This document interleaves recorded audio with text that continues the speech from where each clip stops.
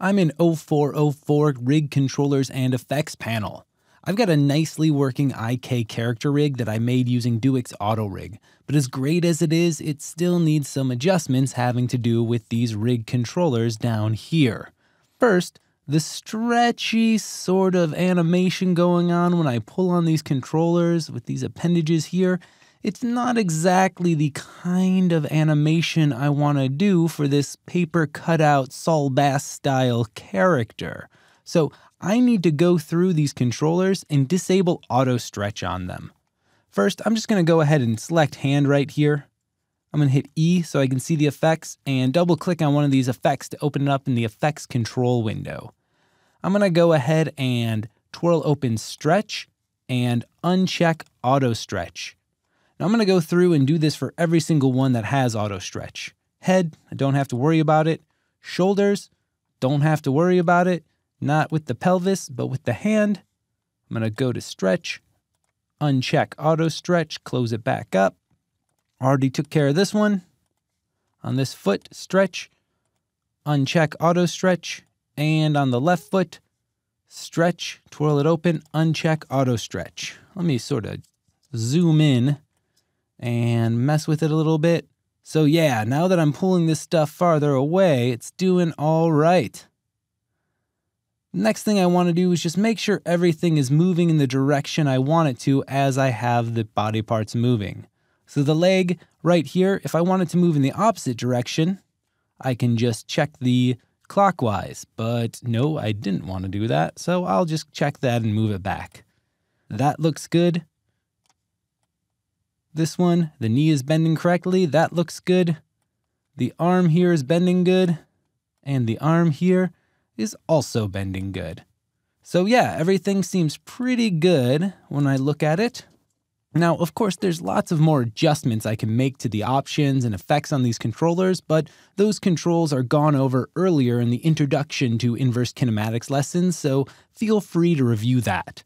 Now, I like the controllers, but some of them, like this second pelvis right here, there we go.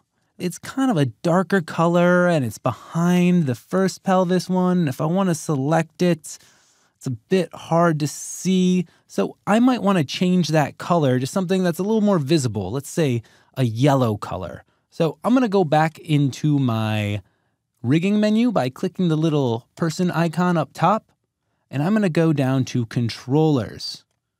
Inside this menu, I can adjust and update controllers' colors, size, what they do, and for this one, I just want to worry about the colors. So I'm going to make sure I have that gray one selected. I'll turn off the eyeball, turn it back on. Looks good. And I'll go over here and size, make sure it's set to big because it's a little bit bigger than these medium ones. And I'll change the color from white to yellow because yellow will stand out. Everything else seems pretty good. It's just a rotation one, so I can uncheck the position on these. On second thought, Command Z, it actually does have the position controls in there. So I'll make sure those are check marked. I don't need to worry about scale, and that looks pretty good. So I'll just click the update button, and boom, it's a little bit bigger, it's yellow, it's noticeable, and I've got a good controller there that I've updated.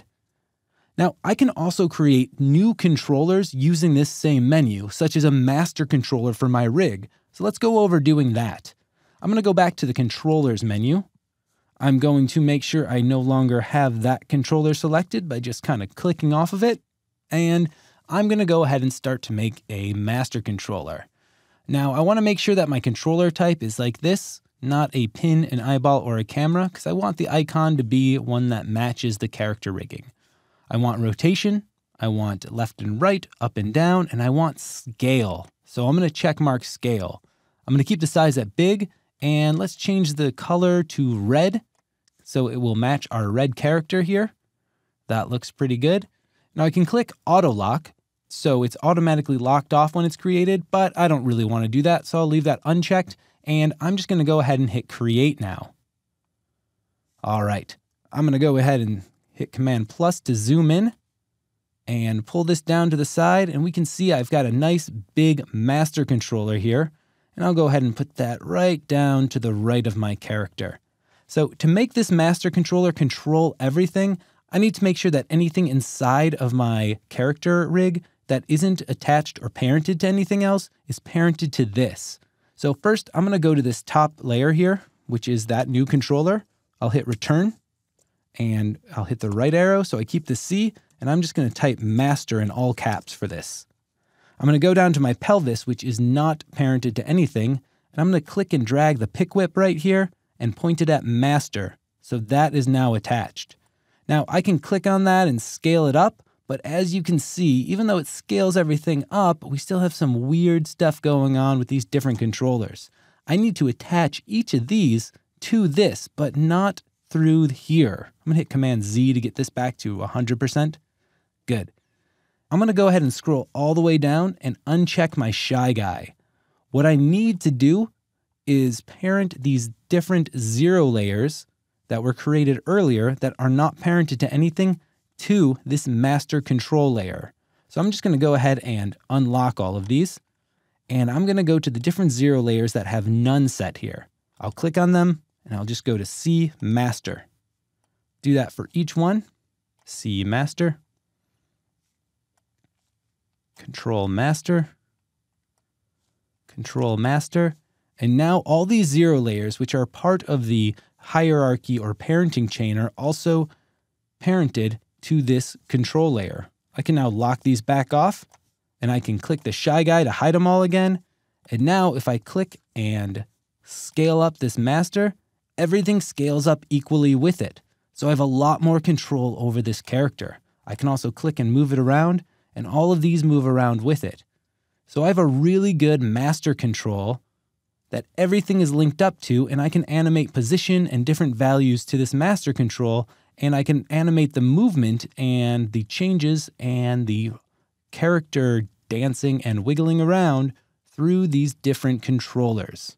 As with all these other control layers, this master layer is also a guide layer, which you can tell by the little tic-tac-toe symbol right there, which means it will not show up when rendered out. It's big and bulky, but it helps give us full control over the entire character rig. And now, this character is ready to animate.